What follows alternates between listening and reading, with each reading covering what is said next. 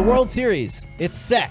Rangers, Diamondbacks. I wanted to, potentially run through some things that will be particularly relevant for this World Series, or maybe things that will be relevant for the Diamondbacks. Okay. People listening right now might be like, oh yeah, I love the Rangers. I've been following the Rangers. I got a pretty good handle. And maybe you've seen like the Diamondbacks in the playoffs, or maybe you've watched some Diamondbacks baseball, but you don't know all the challenges that come along with the Diamondbacks, and you just think 84 wins does it start with the person who immediately jumps to my mind is Corbin Carroll? Is that who it starts for with you? Well, I think that he's a rookie. He's going to be Rookie of the Year. He was an all-star. He went 3 for 3 last night with a sacrifice fly watching the game, and he is their established Evan Carter. So I think Evan Carter is going to be a Rookie of the Year candidate next year, might win Rookie of the Year. He has not exceeded Rookie of the Year status because he's playing in the playoffs. And Corbin Carroll is their future stud. By the way, he signed an 8-year, $111 million contract in the offseason before this season started. So just to give you an idea, that's something that the Rangers are going to try to do with Evan Carter this offseason. Which is always a gamble for both sides, right? Because Evan Carter's been here 5 seconds. So maybe it doesn't work out and you give him all the money. But for Evan Carter, on the flip side, Corbin Carroll, after 1 year, it looks like he could far out-earn that potentially. But he was a $30 million player this year. If he was on the market, if he hit free agency, he would be getting at least 30 per year. Yeah, but that's sort of financial security. I do not want to dismiss the importance of that at all. Yeah, so I do think of him, but I also think of Zach Gallen. Like, that's a guy now, that's pitching-wise. But in your lineup, I do think Corbin Carroll first. Obviously, Ketel Marte is a really good player, but Corbin Carroll, He's been playing first. very well in the playoffs. Yeah, too. and he was the guy. If you don't remember this series, I get it. It was in mid-August. But the Rangers, Montgomery had thrown 8 shutout innings, and it was 1-0. I believe it was 1-0. And Ketel Marte came up against Aroldis Chapman in the 9th inning.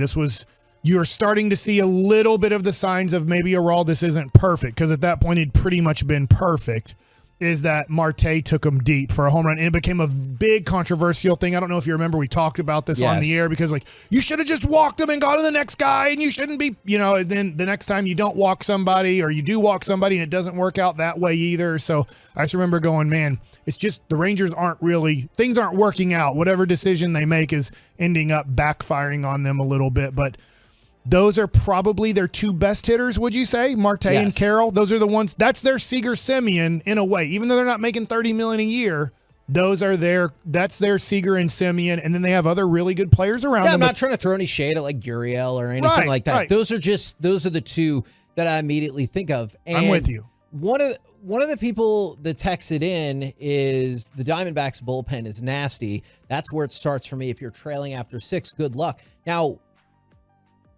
I like that comment. I'm not disagreeing with that comment. Potentially a good thing. And is it Gallen? I say Gallen. Okay. It might be I think it's Gallen. I thought it was Gallen. Yeah. Sometimes it sounds like there's a little bit more of an E in there when you say it. Yeah. Like Gallen. I don't know. That's how I say it, but maybe I'm wrong saying it that way. I say a lot of things wrong. So Gallen has, especially by his standards, really struggled in that series against the Phillies. True. So that is one thing, not discounting the Diamondbacks bullpen whatsoever, but one thing if you're a Rangers fan or if you're looking at a potential opportunity is he's a stud. He's been a stud throughout the year, is less studly, if I can say that, against the Phillies. And so maybe potential for you can mitigate some of that awesomeness in the bullpen for the Diamondbacks. Yeah. In fact, to your point, he's going to finish top 3 in Cy Young voting in the National League. Obviously. I think people are saying Blake Snell will probably win the Cy Young. It's been a close race, but Gallen has a chance. I guess I say it because it's EN instead of ON, but I think it's just the short E, but maybe. Okay, but I'll just call him Zach from now on, and that won't confuse anybody. He is scary. He can be great. To your point, against Philadelphia, he wasn't great. He was great against the Rangers in his one start against John Gray. John Gray's not starting in this series, so there'll be a different matchup. Then Gallon. No, I've quit.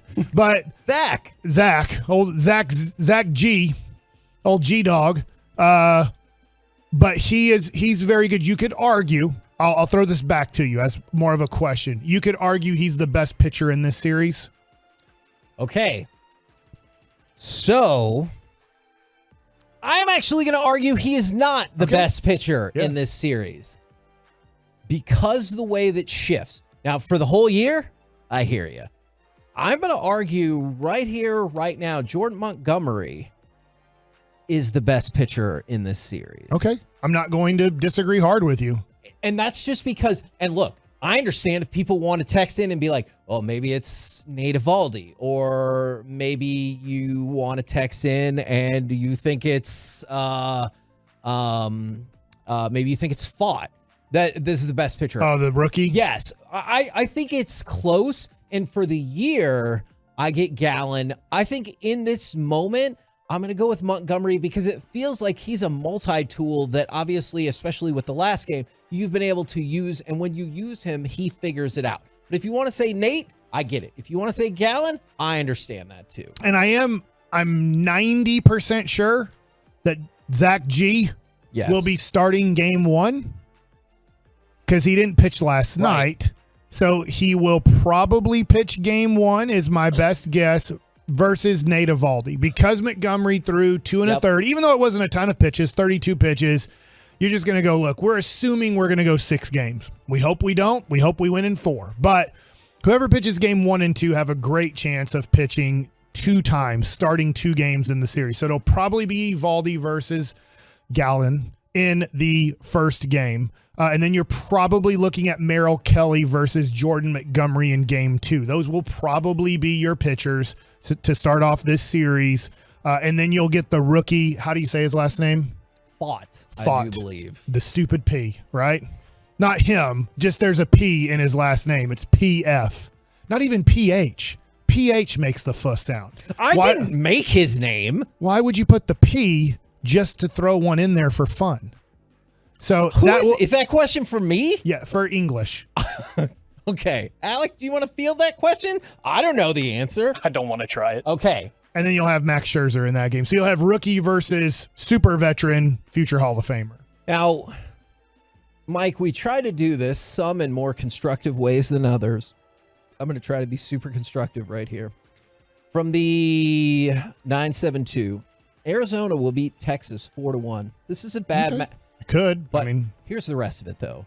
This is a bad matchup for delusional Texas Rangers fans. I'm a Rangers fan. I'm just not delusional enough to believe that the Rangers beat the Diamondbacks. Okay. If you make it to the World Series, I don't care who you're playing. I don't think it's delusional to say you'll win. Secondly, let's go to Vegas. Do they care about anybody's feelings or just cashing checks? They have the Rangers for the series at -170 to -175, depending on where you look. That makes the Rangers a pretty nice little favorite for this. That doesn't mean they have to win, but to say delusional, that is nonsense. They've both gotten here on a very similar path. Yes. If you look at it, the Rangers swept the 101 win Baltimore Orioles. And then you have over there, Arizona sweeps their somewhat rival in the LA Dodgers, their divisional rival who ran away with the division, 84 wins to approximately 100 wins for the Dodgers. And they killed them. I mean, killed the Dodgers. And guess who killed the Baltimore Orioles? The Texas Rangers. Then they're both underdogs. And now the Rangers take on their major rival and the team that just won the championship last year. And they take on the Philadelphia Phillies, who won the National League last year, who are heavy favorites. And they both go 7 games, and they both win games 6 and 7 on the road. To me, both teams are coming in with the exact same momentum. So if you're like, well, the momentum of the Diamondbacks, I get it. Great momentum. How is it any different than the Rangers? Yes, absolutely. You can tell me the Diamondbacks are going to win, and I'll be like, you could be right, man. Like, I'm not going to argue against that they could win this series in 5. But if you're like, oh, there's just no way. Why? Have you not watched the Rangers play the last 9 games in the playoffs? Yes, I have heard. Or sorry, more than 9. But. Some people 12. I've heard some people label the Texas Rangers as the team of destiny. If you wanted to put that exact same label on the Arizona Diamondbacks, it's really hard to argue with that. Like, everybody in baseball is in shock that this is the matchup, by the way. And TV executives are probably not super pumped. No. This is probably, I hate saying this, not here in our community, not here in DFW, but this will probably be the lowest rated World Series in baseball history. But hey, I think that's the way right. things are going in our, I mean, it's always, the ratings keep going down. There's so many options to choose from, but this is not at all a sexy matchup for baseball fans. Baseball fans are disappointed with this matchup, that you're not a Ranger fan and not a Diamondback fan. If you're a fan of a team that was out of it before the playoffs, you're like, oh, how much time should I give to Texas versus Arizona? Well, that's fine. That's great. Too bad for them. I'm glad I'm not a TV executive, because I don't care if nobody outside this Metroplex or Arizona watches this series, because this will be the champion of Major League Baseball. We've never had that ever. All right, we're going to get to Bruce Bochy here in a second, but I'd love to know the history, if you can look this up during the break, of when two teams in the World Series face each other and they're named after their state and not their city. Okay, I will see if Elias has a stat about that. I don't. New York versus Florida happened, but now they're the Miami Marlins, but they were the Florida Marlins back then. Okay. I do think it's the whole state of Texas versus the whole state of Arizona. Yeah, well, I kind of get the feeling that not the whole state of Texas is behind the Rangers, because guess what? They have to be. No, they don't. If the Astros were in the World Series, you would, but you're going to be like, they're not called the Texas Astros. Yeah, they're Houston. Astros. They're the Houston Astros. They represent Houston. We represent the whole state. You know what, Mike? What I would love for you to do is go out and get all the Astros fans that you know, give them a call, give them a text, ask them if they're rooting for the Rangers, report back with your research findings, or go live or roll on you telling them they have to root for the Rangers because it's the state of Texas. Are you a Texan? Yes. That's the question. Okay.